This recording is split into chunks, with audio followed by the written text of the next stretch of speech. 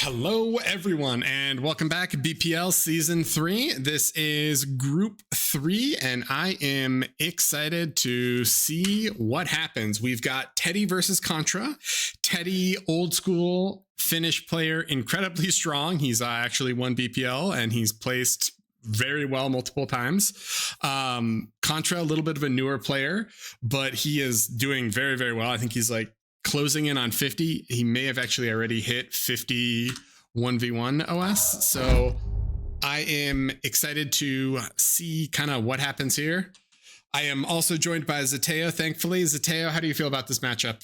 Hey, how's it going? Good. I mean, I think this is a great map, and I think Contra and Teddy are both pretty skilled on it. It's a good match.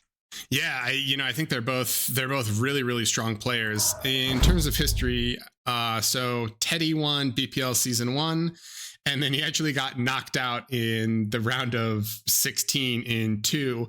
And Contra is a little bit of a newer player, so hopefully he's going to be able to do well in this series, but we'll see what happens. And it looks like we've got bans coming in now. So this is a BO3. So both players get one ban each, and then they get a pick each. And then if the series is not at 2-0, then we will go to a game 3 and they'll get 4 bans. But it looks like we are going to see Teddy with a ban on Heartbreak Hill. I feel like this map has really fallen out of favor. We've seen some early bans on it. Do you think people are just sick of the grunt meta, or what, Zateo? Yeah, that could be. I mean, I think people haven't been practicing on it as much lately. It's mostly been like Cerulata and Isidis Crack and Canis River and whatnot. Yeah, that's true. I can see that. Kind of the newer maps, and even stuff like Feast of Hades, which is an incredibly new map. People have been really enjoying on because it's kind of that nice middle ground between macro micro map, which is awesome. Right. Yeah, some really nice balanced maps lately. And Contra with the Theta Crystals ban. You are very good friends with Contra. You, I think, coach Contra a bit. Why is there a ban on Theta Crystals without revealing too much information that might hamper him in later rounds? I mean, it's hard for me not to hamper him in later rounds, but it's just a map that he's not as good on. So I mean, it makes sense that he would ban it. Okay, all right, that's fair. That's all I got for you without revealing too much. All right, the people want to know more, but we'll respect. Yeah. We'll respect. Maybe that. Later. Yeah. Okay. Fair enough. And Teddy with the Canis pick. All right. So most popular map in the entire pool, right? And it was picked in 30. That's right. Out of 34 games, it was 19. So I'm kind of excited to see how this game 1 is going to go. I think it's just awesome because it's got kind of everything in it. So looks like we are going to get started. And what do we have here? Oh, we have Contra on the high ground. What is this spawn? This is incredibly rare, but I'm kind of interested. And ARM bot open?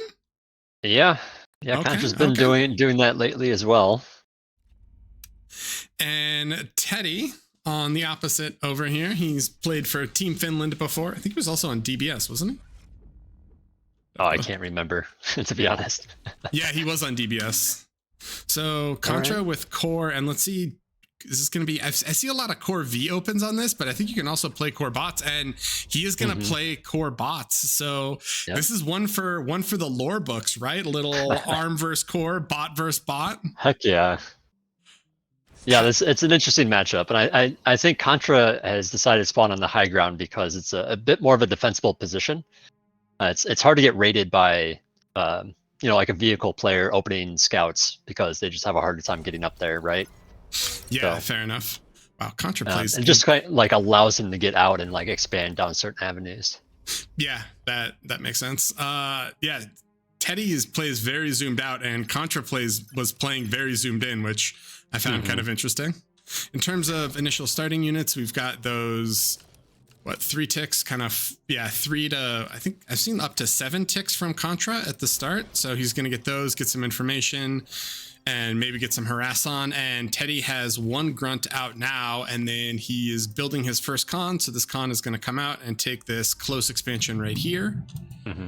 And Contra is e-stalling, so he's going to drop back for this, and then he's going to try to boost this con, which is also going to come up and then take this kind of defensible little position here. Yeah. What do you think Contra Yeah, a lot of good potential damage from Contra if you can avoid these grunts, but Teddy hasn't really gone out and expanded too hard yet. So I don't know. There really isn't that much to be had at the moment. Teddy's commander's actually in a great position to defend that. Yep, and a grunt pops out just in time to shut down some of this aggression, but Contra still has quite a few ticks, and he's going to come in and try to snipe. Oh, does he get this mix? Teddy's repairing it. The repair micro too strong. So Contra does get information. He doesn't really get any economic damage, but he knows what's there. And then Teddy has this one warrior grunt that is... He's wondering where the enemy is. He's like, hold on, this is the normal spawn. Why is no one here? Yeah, Contra's running around with 3 ticks still. But yeah, it's really important that he keeps these alive to get like the information, right? Like, the longer that they're alive, the better it is for you. I think also just having those harassing ticks, especially if you can kind of split them up, sometimes it'll force the enemy player to just overcommit into early grunts, which is nice if you can kind of con expand behind it. Right, exactly. I mean, that's really what ticks do for you. They allow you to potentially expand a lot if you can keep them alive, and then the grunts have to stay back at home. But yeah, that kind of makes up for the fact that pawns are, you know, not as ranged as grunts. That grunts can have an advantage there. And Contra is walking out early with his commander, which definitely I think can be a little bit of a difference, because a lot of times in the early grunt builds, you see the commander just boosting the lab as much as possible just because you want to abuse the BP.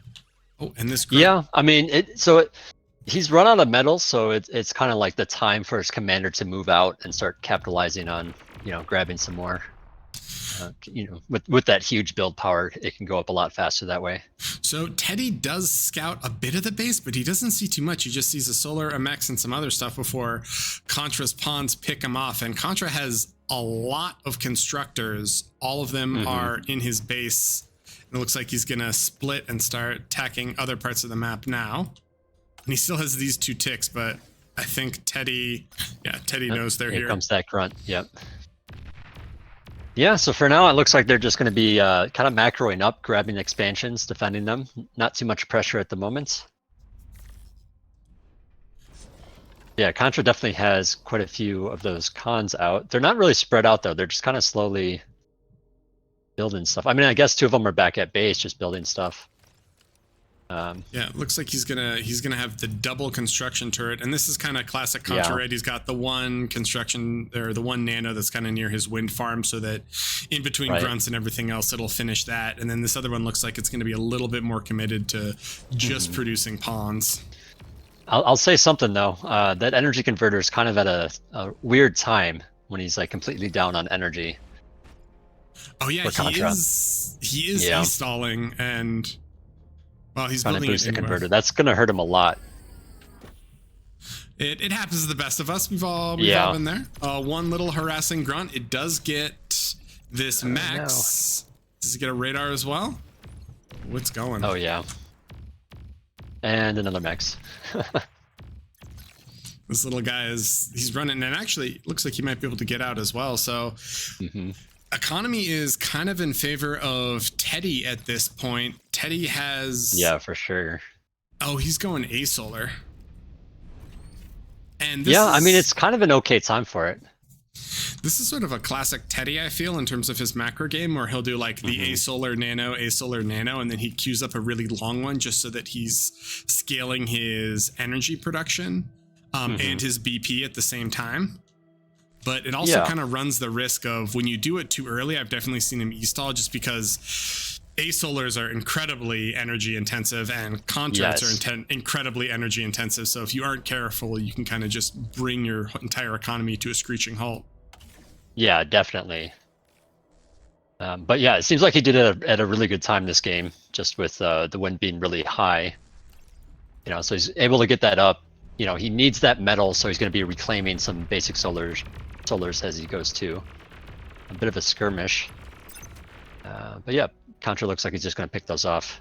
Free metal donation in a way. Yeah, but important to get that scouting information for Teddy. He does get quite a bit, and Teddy's calm is still in base. It looks like it's gonna stop boosting the lab because there's enough nanos there, and it's actually just gonna start building everything else. And then Contra has his commander going out the bottom, and he's gonna try to push up towards this land bridge. Yeah, he's kind of missing a radar up there. It's kind of scary because he doesn't have any vision of like that high ground or whatnot. You know, other than the units obviously that he has there. Yeah. But yeah, if he didn't have those units there, like, you know, Teddy could just like run in. So I'm glad that he's thinking about that and moving his units into position. Yeah, both players, there's a raiding force of pawns on the right and a raiding force of grunts on the left, with this battle in the middle, some pawn versus grunt. And this is one of those really hard micro battles where, you know, if Teddy can keep them at range, it's kind of brutal for the pawns to close. I mean, they take so much damage before they can get on. Oh, but these grunts are going to get cleaned up by this LLT, and there's an exploiter for the pawns with flanking so that damage. Side should be... Oh no, it's going to go down, I guess. The flanking is too strong. Yeah, flanking is too strong, and there isn't anything else here, so he might be able to get a second max. Yeah, he's going to be able to clean up there, but meanwhile, Teddy's forces are also moving in, but Contra is shooing him away a bit. I'm surprised that he was able to catch up at the bottom there, because those grunts were so far ahead of those pawns. Yeah, it looks like Contra took a little bit of a shortcut there and just kind of cut him off, and pawns are still closing in, but it looks like they're going to pull back now, and his commander is still solo expanding all along the bottom, just taking as much as he can, whereas Teddy's commander is in base, and Teddy is going to go double bot lab. He doesn't want to go vehicle lab yet. Interesting. And Contra with the 8-minute V lab, 8.5 minute V lab. Well, I'll tell you what, Teddy does have the energy for 2 bot labs, I think. Yeah, you're right. I mean, he's going to grow into it pretty quickly. Yeah, those ace holders, especially now that they've paid for themselves, are going to be able to help him pump quite a bit. And he has a lot of wind queued as well. We've got a little bit of a battle on bottom. Pawns close in on these grunts. Looks like Teddy APM stalled a bit, so I think these pawns should be able to clean up all these grunts. There are some reinforcing grunts, but they're going to run into each other, it looks like. Oh, Teddy, that was a pretty nice line for Contra. Yeah, I mean, he picked off quite a bit there, and he does have res bots behind, so these res bots are able to pick up the grunts, and resurrected grunts can actually be really, really nice in what are traditionally pawn versus grunt fights, because you actually have grunts that can fire back at range, and you almost kind of force the enemy to commit into you. Yeah, definitely. Oh. Right, they can do that chip damage from a distance, and then the pawns have like the heavy DPS, like, you know, just with them. But yeah, there's a lot of grunts for Teddy up here. Yeah, he's kind of pushing in. I don't think he can break this, but maybe. Do you favor the double bot or the bot vehicle for this situation between the two players? Well, I mean, vehicles would definitely give you some like strong like push potential in a way, but at the same time, like just 2 bot labs, like that's just a lot of grunts, and a lot of grunts with a lot of mobility. So I mean, Contra's gonna have to play pretty defensively with that. So these grunts do get cleaned up by stouts, and Teddy knows that there's a stout transition now, and he's got a lot of grunts pushing in on the bottom here, but there are 3 LLTs. I think these grunts are going to be able to run through and do quite a bit. And he has a grunt army attacking up through the middle, and he has another grunt army attacking up through the top. Yeah, so it's so many grunts. I mean, and as the vehicle player, like, you don't know that they're double bots, right? And then all of a sudden they just run into like a million grunts, and it's like, holy cow. Yeah, there's 81 grunts, and they are collapsing and taking all of these mexes. Teddy is ahead in metal production substantially, but he is behind in energy. But I don't know if that matters. I think this might be just the great grunt wall of 2024. Contra needs to be really careful. These stouts are tanky, but I don't know if they have the damage to clean up this many grunts. If right, these grunts they collapse. Definitely don't have a lot of DPS, so like it's gonna be hard, yeah. And that, you know, and this like sizable force means a lot of the wrecks are going to go to Teddy as well. So it's going to be like a double hurt on Contra. Yeah, he's got 12 grave robbers kind of running around. For now, though, the Stouts are keeping him at range and they're able to pick off a few of them, which is kind of nice. But with the main army there, Teddy actually brings another raiding force of grunts up to the left, and he sees these res bots trying to res the army that was there, and he's going to be able to capitalize on that. So Contra switches into blitz. Yeah, good idea. But yeah, that's what I was just talking about. Is like Teddy's forces are so mobile that they can just run around and just like be everywhere. And it's gonna be hard for Contra to ever like gain territory back once it's lost. Blitz are cleaning up this grunt attack in here, and actually this is pretty nice for Contra, right? That's a lot of metal on the ground that is going well. But look at the follow-up.